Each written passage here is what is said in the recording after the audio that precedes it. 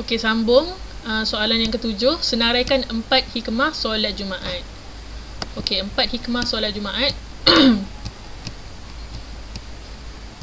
Ada di muka surat. Ni, muka surat 66. Muka surat 66. Dia nak 4 saja kan? Ini Ustazah ada pernah suruh salin ni, hikmah solat Jumaat ni. Okey, solat Jumaat muka surat 66. Yang pertama, lambang perpaduan umat Islam. Itu antara hikmahnya, Ustazah dah explain dah apa benda semua ni. Dapat mendengar nasihat dan peringatan daripada isi khutbah. Sebab khutbah tu, rukun khutbah kena ada nasihat dan pengajaran untuk jemaah, untuk semua yang mendengar. Okey, yang ketiga, mengukuhkan persaudaraan umat Islam. Sebab hari Jumaat ni atau solat Jumaat ni, umat Islam semua berkumpul untuk mendirikan solat Jumaat. Jadi ini dapat secara tak langsung dapat mengeratkan, dapat mengukuhkan persaudaraan umat Islam. Yang keempat, membuktikan ketaatan kepada Allah Subhanahu Wa Taala dengan menunaikan solat Jumaat. Sebab hukumnya fardu ain. Dapat bertukar-tukar fikiran antara satu sama lain. Betul lah, bila kita dah berjumpa dengan umat Islam, kita dah berjumpa ramai-ramai, kita boleh berbual dengan benda-benda yang berfaedah, bertukar-tukar fikiran, bertukar-tukar idea tentang ummah. Okey, itu antara kebaikan. Hikmah ni maksudnya kebaikan ataupun manfaat yang kita dapat daripada solat Jumaat ni. Seterusnya, dapat mengetahui dan mengambil berat peristiwa yang berlaku di dalam masyarakat. Betul tak? Contoh macam tempat Ustazah tinggal kat kawasan perumahan flat Kuchai lama ni, banyak Islam lah, majoritinya Islam dan berdekatan dengan masjid. Bila solat Jumaat, bila ada kematian orang, jadi kita bila solat banyak Jumaat ni, kita akan tahulah apa-apa perkara yang terjadi kat masyarakat kita. Itu antara hikmah solat Jumaat. Okey, jadi dia minta 4, ambillah 4 yang pendek, yang senang untuk awak. Okey, seterusnya muka surat 57. Soalan nombor 8. Tuliskan lafaz niat solat Jumaat. Lafaz niat solat Jumaat Sekejap, mana lafaz niat solat Jumaat tadi? Okey ni. Ini muka surat 62. Yes, 62 Ini lafaz dia. Tulis usolli fardal jum'ati raka'ataini imaman lillahi ta'ala. Usolli fardal jum'ati raka'ataini ma'muman lillahi ta'ala. Sekejap, tengok kita. Dia nak tuliskan lafaz niat solat Jumaat. Okey, dia tulis gitu je. Kita ambil makmuman lah sebab awak saya rasa tak ada lagi sebaya awak yang jadi imam Jadi semua makmum. Ambil makmum ambil yang makmum. Sahaja aku solat fardu Jumaat 2 rakaat mengikut imam kerana Allah Ta'ala. Okey. Tulis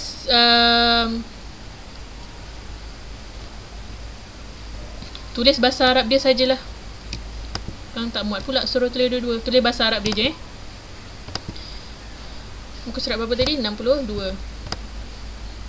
Okey, nombor 9. Tuliskan 4 perkara sunnah dilakukan sebelum solat Jumaat. 4 perkara sunat dilakukan sebelum Jumaat. Okey, ni Ustazah ni banyak ni. Memotong kuku, rambut, mencabut bulu ketiak, menggunting atau mencukur misai, mandi sunat sebelum Jumaat. Astaghfirullahalazim. Seterusnya, memakai pakaian yang elok, bersih, menutup aurat. Ini Ustazah dah explain dah. Memakai wangi-wangian. Solat tahiyatul masjid. Ini solat tahiyatul masjid pun Ustazah dah explain.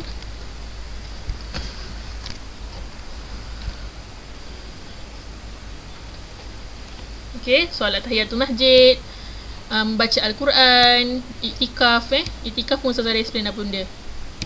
Jadi pilih je. Jadi jawapan dia ni 1, 2, 3, 4, 5, 6, 7. Ada 7 jawapan dia. Pilih 4. Dia nak 4 kan? Pilih 4. Muka surat apa tadi? Muka surat 63, 64, 65. 63, 64 6 5. Okey, seterusnya nombor 10, senaraikan 5 perkara yang diharuskan meninggalkan solat Jumaat. Okey, ni Ustazah pun dah explain, contohnya cuaca, sakit, contoh cuaca terlalu sejuk, terlalu panas, sakit, hujan terlalu lebat. Itu antara perkara-perkara yang dibenarkan untuk meninggalkan solat Jumaat. Okey, kat sini jawapan dia. Okey, yang pertama, orang yang sakit. Okey, tulis yang ni je, penerangan dia tak payah. Yang kedua, hujan yang terlalu lebat, dibenarkan untuk tidak pergi solat Jumaat. Sebab solat Jumaat ni kena keluar dari rumah, kena pergi masjid untuk solat berjemaah. Okey, jadi kalau ada uzur-uzur macam ni, boleh dibenarkan untuk tidak pergi solat Jumaat. Tapi kena solat Zuhur lah. Jangan solat Jumaat kat rumah, solat Zuhur. Terlalu lapar atau dahaga, cuaca terlalu panas atau terlalu sejuk, atau kerana angin bertiup terlalu kencang. Contoh ribut ke apa ke, sampai tak boleh nak pergi solat Jumaat.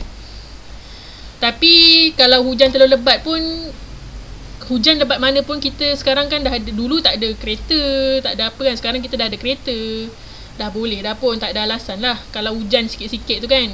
Melainkan hujan ribut lebat, memang tak boleh, tak nampak jalan ke, itu boleh dibenarkan. Seterusnya, orang yang bermusafir. Bermusafir ni apa? Bermusafir ni berjalan, maksudnya keluar daripada rumah, bermusafir ke tempat orang lebih daripada 2 marhalah. Maksudnya orang musafir ni pun boleh solat jamak kasar, jadi dia tak perlu solat Jumaat. Okey, dia solat Zuhur je lah. Okey, itu jawapan dia. 5 jawapan dia. Pilih berapa? Dia nak berapa tadi? Dia nak 4. Dia nak 5. Okey, pilih semua lah. Pilih yang Ustazah gariskan ni je, yang pendek-pendek ni je. Okey, muka surat 67 dengan 68. 67 dengan 68. Okey, seterusnya, nombor 11, tuliskan dalil solat Jumaat. Okey, dalil ni mana tadi? Dalil solat Jumaat. Okey, ni dalil solat Jumaat, muka surat 58 58 atas ni. Surah Jumaah ayat berapa ni? Zah pun tak nampak surah Jumaah ayat berapa.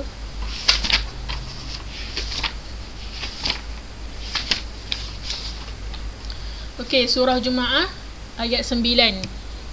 Okey, muka surat 58 yang atas ni. Okey, tuliskan dalilnya. Sekejap, panjang tak tempat dia? Okey, tempat dia pendek. Tulis yang ayat Quran ni je.